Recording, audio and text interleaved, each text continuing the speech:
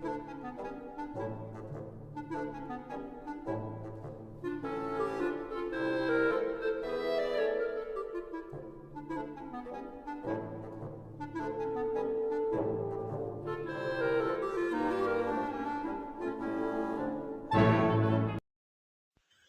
morning. It's Sunday, February 21st. And this morning I want to get back on the stimulus package for a little while. With the impeachment trial out of the way, the third stimulus check is under negotiation in Washington. And it will probably benefit many Americans to file their 2020 tax returns as soon as possible. If you do that, you could add money to the potential third stimulus check, because right now that check is based upon your 2019 earnings. And if you lost your job in 2020, your earnings are significantly different. So if you're in that situation, you should try to get your taxes done early, because it's probably true that the IRS will not use the 2019 tax filing in the new stimulus package, but they'll use a new filing, your 2020 tax return. So it would benefit you to do that in a hurry. Now, I know many people that I talk to and my close associates, they were not really affected in any way, shape, or form between 2019 and 2020. So they don't have to rush. But if you were affected by some significant change, then you ought to file early. Now, there may be situations where your income didn't change at all in 2020, but some other event took place, like you had a child. So that would give you an additional dependent to take care of, and that would mean some more money in the new stimulus package also. So there are probably certain things that have affected your life in 2020 that you should be looking at, because it could be beneficial as far as the stimulus package is concerned. So between the impeachment trial and the disaster that's going on in Texas, some of us may have forgotten about the stimulus package. But it includes direct relief for most Americans in the form of a $1,400 stimulus check. And the other big issue in this bill is a $15 minimum wage. Now, many Republicans have argued that that is too much money. The $15 minimum wage is just too much money. It makes Biden's plan too expensive. So that puts a kibosh kind of like on the process of approving the new plan. And so it is moved slower than hoped. In fact, there are even some Democrats, like Manchin in West Virginia, who don't agree with a $15 minimum wage. And let's face it, in many parts of the country, the cost of living is cheaper than in other places. So maybe the $15 minimum wage is overkill, and it has to be looked at differently.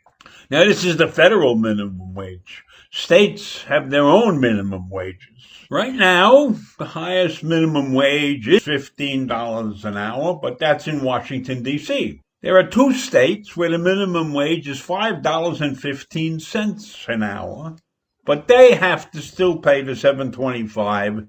That's the federal minimum wage. So the minimum wage on average, is probably around $9 or $10 an hour if you average all the states. Some states that use the minimum wage, they have no state minimum wage. They use the federal minimum wage. So settling on the minimum wage will be kind of tricky, but I'm sure they'll get it done. Meanwhile, the latest plan is that people making $75,000 or less would receive the $1,400 payment, and a couple below $150,000 would receive $2,800 payment. And anybody who earns more than $100,000 or couples making more than $200,000 would not receive any additional money. And the people who earn between $75,000 and $100,000 would collect smaller payments. And that's pretty much the way it was the last time around. There is also a $1,400 payment for dependents.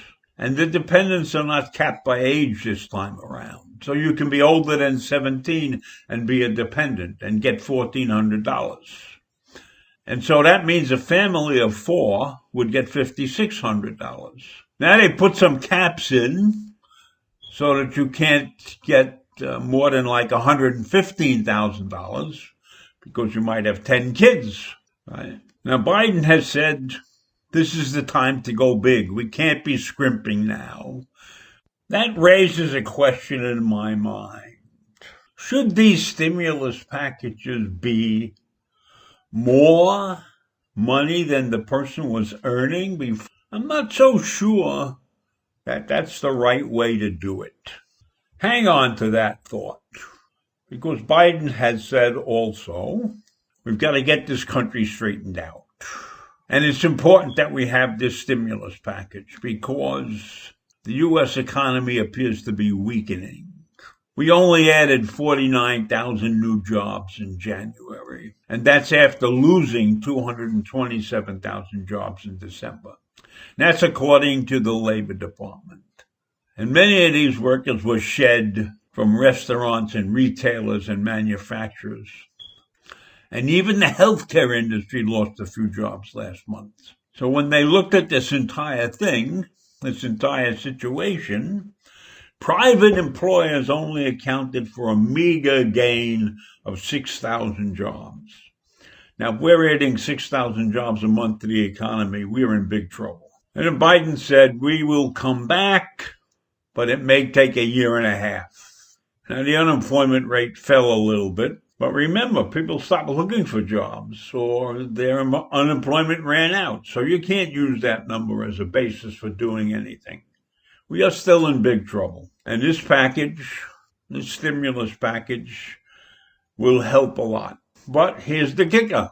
With everything going on and everything seeming to be almost nailed down, it appears that nothing's going to happen till mid-March. That's like 3 more weeks of agony. So my advice to everybody out there is to hang in and do the best you can.